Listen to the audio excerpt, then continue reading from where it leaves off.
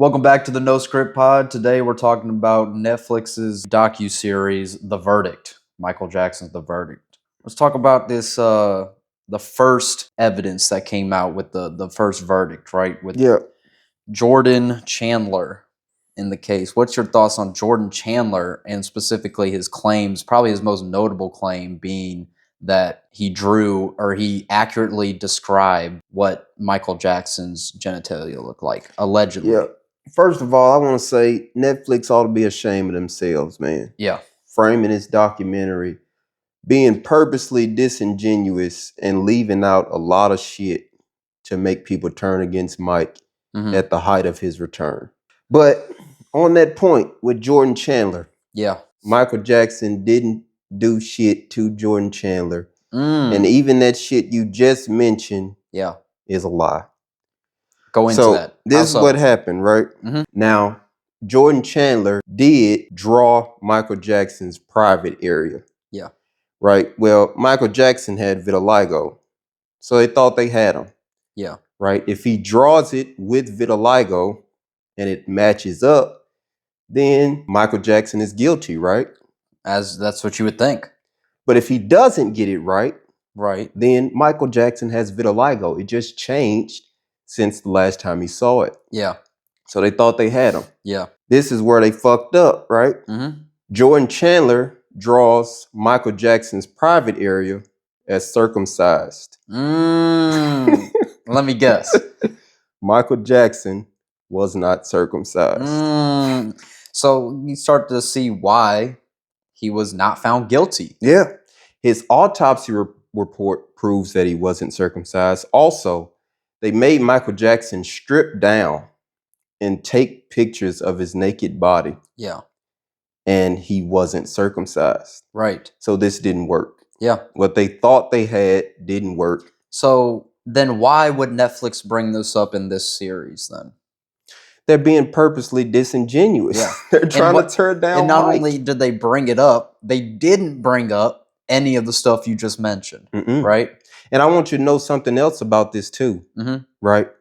The drawings were so inaccurate that the jury could not even come to agreement that it should be used as evidence. And it actually got thrown out, and it was never even used as evidence in the case. So it wasn't even used as evidence in the case, but they made it a very big deal in this little series, little docu-series. Yeah. It seems pretty biased, I guess you could say. Very biased. Yeah. And Netflix has the resources. They have the money to do the research and to really dig deep and offer us both perspectives on this. And they purposely don't. That interview that they showed in the beginning with that Indian guy, I believe he's Indian or whatnot, they tried to bring that up as like this huge deal in this docuseries, but he wouldn't have even gone on, when he went on trial or he testified, he wouldn't even talk about it at all. That his lawyers told him to plead the fifth on everything, basically, which shows that he was not necessarily being very forthcoming or truthful in that he was just trying to, interview Michael and happened to come across this information. Like, no, he purposely did the interview to paint Michael in a bad light. And that's what his testimony was about. And that's why he had to plead the fifth the entire time. And you want to know something else about this guy? For some reason, he returns for this documentary. Right. But many years ago, he admitted that Mike was innocent himself. Certainly when I made the documentary, there was a small part of that which contained a controversy concerning his relationship with other young people. But the truth is that he was never convicted of any crime. I never saw any wrongdoing myself. And whilst his lifestyle may have been a bit unorthodox, I don't believe it was criminal. And I think the world has now lost the greatest entertainer it's probably ever known. Now, why would he come back? Money. A big check, man. That brings me to another point. The tabloids, right? Now, tabloids are paying people for stories. Right. They're paying people to say, Michael Jackson molested me. There's a history in a tabloid where someone claims that Michael Jackson touched them, right, with their clothes on. Right. The tabloid price increases, and then they change their story and they say Michael Jackson put his hands in their pants. The price goes up and the story changes. That's crazy. Which brings me to this, man. Now, this here is some crazy shit. Okay, let me hear it. Is this still about Jordan Chandler? Well, this is about the tabloid stories around the time of Jordan Chandler. Okay. Right? But there was this kid in Canada, right? He said Mike molested him. So a reporter goes out. She wants to hear the story. Right. Well, this kid is talking about the Neverland Ranch in detail, and he's able to personally identify by name members of the Neverland Ranch. So the reporter, is a child? Yeah. So the reporter is like, something's up, right? Like maybe Mike did do something. Right. But she keeps pushing. Yeah. She keeps pushing. And finally, this guy admits that someone else gave him this information. The guy that gives him the information is Rodney Allen. Okay, so who's Rodney Allen? Let me tell you something about Rodney Allen. Yeah. You want to know where he is today? Where? He's serving a life sentence in Canada for pedophilia. You couldn't make it up if you wanted. You can't make it up. You can't make this up. Now, Rodney Allen is working in cooperation with a guy named Victor Gutierrez. Okay. Now, Victor Gutierrez wrote a book around the time of the Michael Jackson and Jordan Chandler controversy. And he pretty much tried to justify the relationship because he wanted to normalize pedophilia. Wow. And he wanted to use Michael Jackson to do so. That's an insane story, right? I guess that leads me into something else where it gets wilder. Do you think? Yeah. Oh, really? It gets wilder. Rodney Allen wrote Mike a letter many years later from prison because he's serving a life sentence for pedophilia. Right. He wrote Mike a letter and he apologized to Mike. And in the letter, he also admitted that he was working with Victor Gutierrez, but that he was also working with Evan Chandler, Jordan Chandler's dad. Interesting. Interesting. Yeah. Okay. So this is my take on the Michael Jackson, you know, him sleeping in the bed with the kids. It's wrong. He shouldn't have done it. And when I finished watching the Netflix documentary, I texted you. I said, man, Mike is bad. He probably didn't do this. Right. But the guy was probably a pedophile. Right. That's what I initially thought. Because my thing was, I just related to, man, if I got in a drunk driving accident and nearly lost my life and my freedom, I'd probably never drink again. Right. And so Mike was almost convicted in '93, and then he did the same shit again. It's like he couldn't help himself. It seems like an addiction sort of thing. Yeah. Yeah. So that was my only thing. It was just weird. Like, why was this guy like this? You know? Right. And the first time around, Mike pays out the family tens of millions of dollars. Yeah. But there's controversy around that as well. Right. Because the reason Mike had to pay it out is because the civil case preceded the criminal case. And with the civil case preceding the criminal case, any defense Mike might have in the case, the prosecution can shift the dates. Yeah. So if Mike says that can't possibly be true, we weren't there on that date, in the criminal case, the prosecution can just omit that evidence entirely. And by the time they get to the criminal case, Mike won't have any defense to use. So he was forced to settle. Oh, okay. And that case actually changed a law in California that a civil case can no longer precede a criminal case. Because all they wanted was money. Right. They got Mike on the civil case. Now, if you truly believe this guy did something wrong, why don't you proceed with the criminal case? Yeah, exactly. They knew they wouldn't win. Yeah, exactly. Yeah. There wasn't enough evidence. Yeah, I don't think there was ever enough evidence to truly say that he did something, but he for sure had some tendencies. Yeah, it was weird. It was circumstance. You could argue maybe some good light on anything, but it is weird that he has an alarm up to the bedroom that he does sleep with these kids at, like walking up. But, we'll get into that later with some of the other, problems with some of these other testimonies, and that has to do with it, this alarm or whatnot. But it is a little weird. So it is weird, but to be fair, it's not illegal to be weird. This is the most famous man on the planet. Yeah.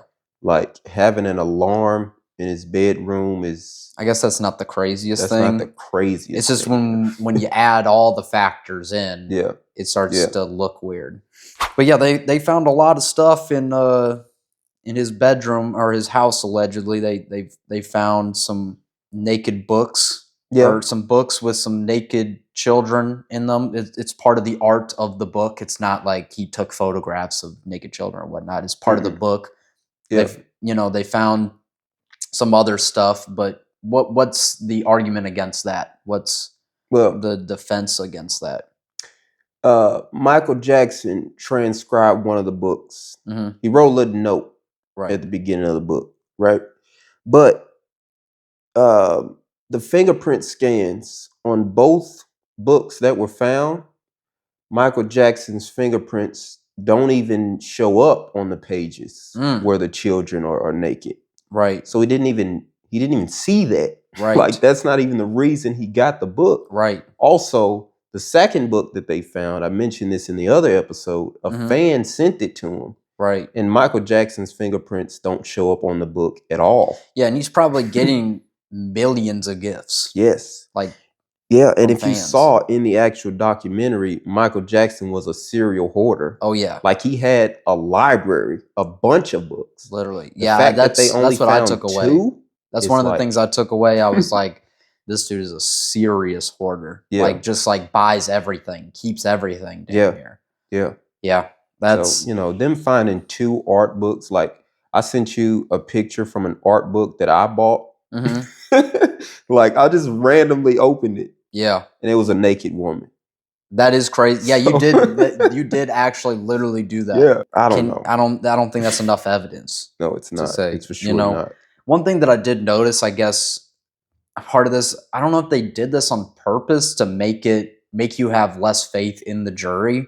But they only interviewed like one lady from the jury the entire time, and she's clearly like the biggest Michael Jackson fan ever. And so it brings up, I guess it brings up one of my questions is, do you think that it was even could it have even been a fair trial if she was that big of a fan?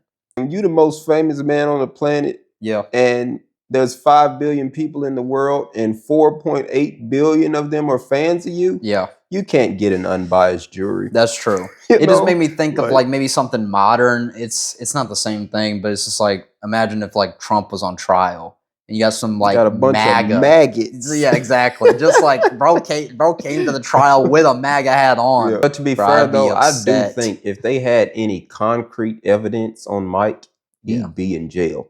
Yeah, like they wanted this guy bad. I agree. I think the jury is only biased because they're like, man, this is bullshit. Yeah, true. You're right. I mean, it's probably one of those things where it's like, I was going to convict him, but now, I mean, after going through the trial, 20 years later, I can glaze him on this thing because it's like, look how laughable the evidence was, sort of thing. Let's go, I guess, through the bulk of this series of what this trial. Talk about Gavin. Yeah, the 2005 trial, right? So there was a guy who, in the docuseries, he gives a reporter a briefcase, and in the briefcase is a magazine, and in the magazine are a bunch of child videos that are circled, movies that are circled. Right. And he tells the guy. And that one is what had me. I was like, I was like, oh, Mike's guilty. Like Mike is 100% guilty. 100%. And it had me. I was like, yeah, Mike did this shit. That's bad. Because it was like, I've known Mike. It was the guy that was talking was like, I've known Mike since I was 12. He was 14. We're friends. And this is coming from his like best friend is the source. Yeah. And so I'm like, holy crap. Like Mike is guilty. Right? This is really bad. Yeah. Well, what Netflix doesn't include. It's going to be a theme, because they're always being disingenuous, man. What they don't include is that this guy was given immunity in court. And he admitted that not only was this not Michael Jackson's magazine, but that it was his. We got... So basically, the two things so far are just a bunch of pedophiles accusing another guy of pedophilia. Yeah. A famous with no guy. evidence. Yeah. Like the actual pedophiles are the ones behind all of this. Exactly.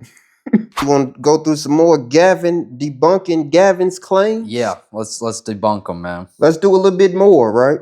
Yeah. So first, on the date that Gavin said that Michael Jackson molested him, Michael Jackson wasn't even at the ranch. Right. That's number one. Yeah. Right?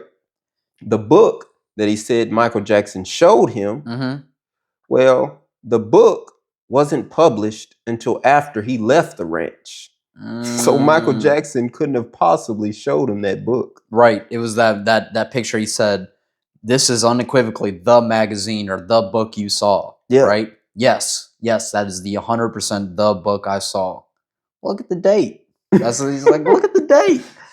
And then, yeah, his brother, right? His brother gives a eyewitness testimony of what happened the night that he saw something go down, right? He's talking about how he walked up the stairs and he witnessed Michael touching. He doesn't talk about the alarm didn't go off.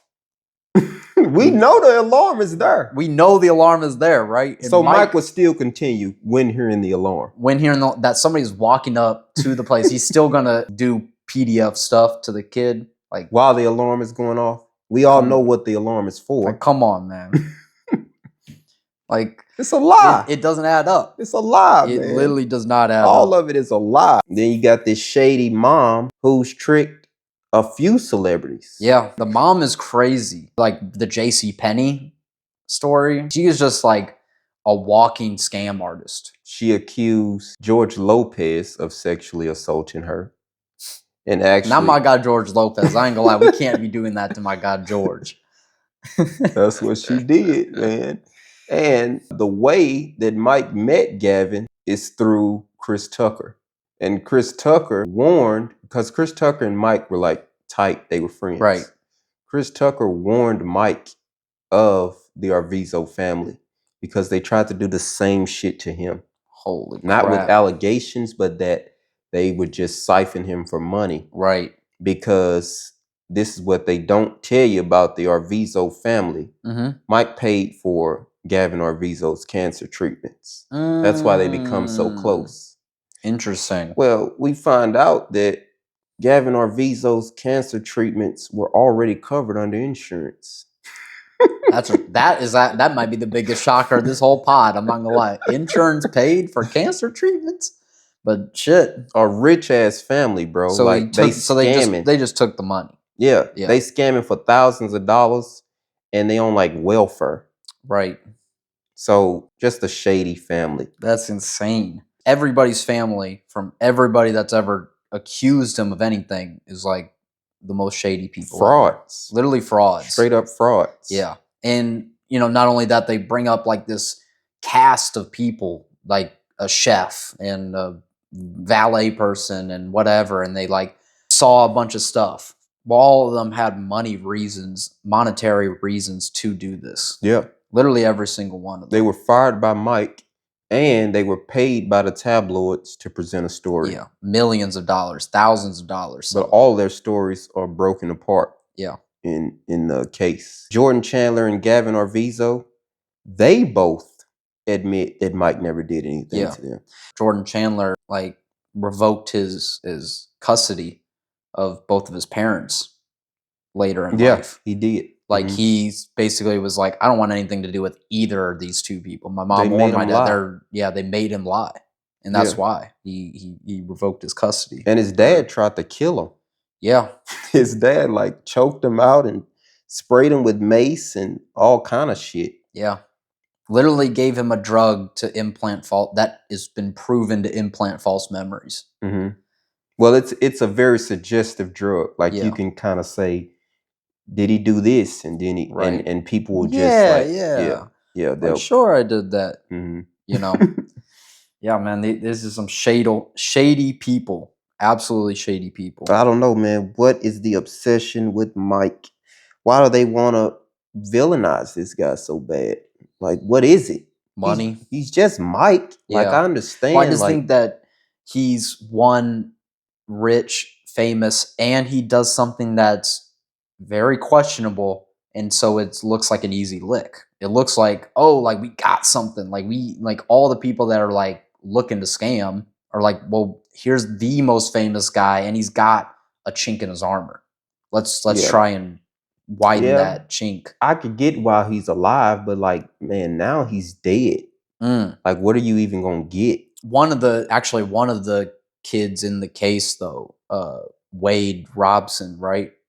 Later in life, after this trial happened, he defended Mike in this trial, but like 10 years later came out and said that he did touch him. You know about that? No, I didn't. I haven't heard about that. I actually looked into that one too, right? So Wade Robson was auditioning for a role in a Michael Jackson, I think it was like a play or something like that. It was a play inspired by Michael Jackson's life, and he applied for a role or auditioned for a role. Didn't get the role. Weeks later, filed a lawsuit claiming that Michael Jackson touched him. So, oh God, even he, man, once he got his back, but it's a thing. Scam artists, man, this is crazy. Scam artists. Mike is innocent. The only one that's really been there for him the entire time is Macaulay Culkin. Like, bro has been his biggest supporter since day one. I mean, he don't need nothing from Mike. Exactly. He's already rich. Exactly. So that's one of the things where he might actually be the most credible because he's the only one that can relate on a monetary level. So he has nothing to gain. Right. You know? Yeah. I don't know, man. If I was Mike, I would just been like, man, fuck these kids. Like, I'm not hanging around. I think that's what they were arguing, actually. I think they were arguing that he did do that. I would not be seen hanging around kids ever again. If a camera was on me and a kid, I'd kick the lip up. Kick that motherfucker out of here. Yeah. I mean, but I don't know, man. I just feel like, man, Mike wasn't a pedophile. No. Well. But even if he was, he's Mike. Right. You know what I'm saying? Like, okay. It's Billie Jean. You know what I'm saying? The moonwalking shit. If he was a pedophile, he should face repercussions for that. I will never stop listening to Michael Jackson, even if he was one, though. Everybody got their favorite pedophile. Some is Trump. Wait. Some is Trump. Some of the old hoes like R. Kelly. Right. Some Elvis. Some Karl Malone. Mine's Mike. Right.